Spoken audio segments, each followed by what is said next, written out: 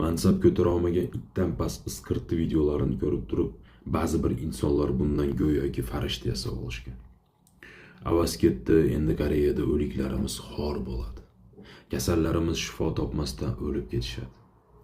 Lekin bular bilishmaydiki, rizqni ham, shifoni ham Alloh beradi. Bu ketgan bo'lsa, ertaga buni o'rniga boshqasi keladi.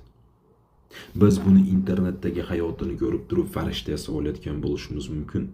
Lekin buni tashqaridagi hayotini ko'radigan bo'lsak, qanchalar itdan past isqirtligini ko'rishimiz mumkin. Qornida homlasi bor ayolni urgan insonni inson deyish mumkinmikin? Kommentariyaga yozilibdi: "Sen tuhmat qilyapsan, yolg'on gapiryapsan." Agar men yolg'on gapirayotgan bo'lsam, mana bu rasmni общий planda eslab qolinglar. Endi mana bu rasmni ko'ringlar. Agar nimadir neto bo'lsa, buni birgalikda ko'ringlar. Endi ham bu bloger avazmasligiga ishonyapsizlarmi? Xo'p, shunda ham senga ishonmaymiz deydigan bo'lsanglar, Dalil.uz kanalida mana shu yerda kaltak yeb yotgan ayolning videosi chiqadi.